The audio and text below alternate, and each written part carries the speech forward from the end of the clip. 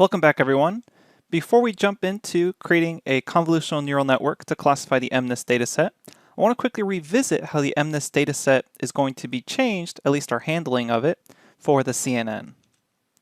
Recall that flattening out that MNIST data caused us to lose 2D information. Luckily, with convolutional neural networks, as we just learned, we can feed in the data as an array of two-dimensional images.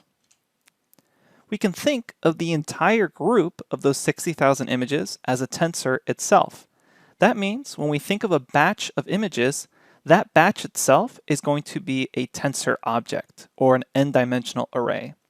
So we can see here that we're going to have the 28 by 28 images, and then we're going to organize them as an array. So for the labels, we're also going to be incorporating one-hot encoding. This means that instead of having labels such as 1, 2, 3, 4, etc., we'll have a single array for each image.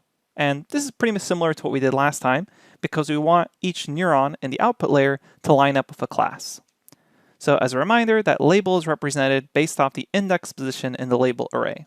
Then the corresponding label will be a 1 at the index location and a 0 everywhere else. For example, if the correct label was a 4, then the label one-hot encoded array looks like this, where at index 4, starting at 0, so 0, 1, 2, 3, 4, that's where you have your one-hot encoding of 1.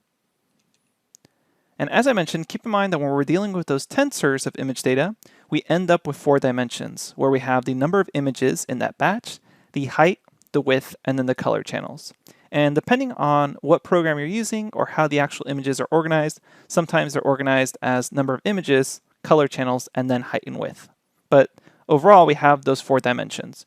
So a single image has 3 dimensions, height, width, and color channels, and then the batch of images is 4 dimensions, number of images, height, width, and color channels. All right, let's get started. I'll see you in the next lecture.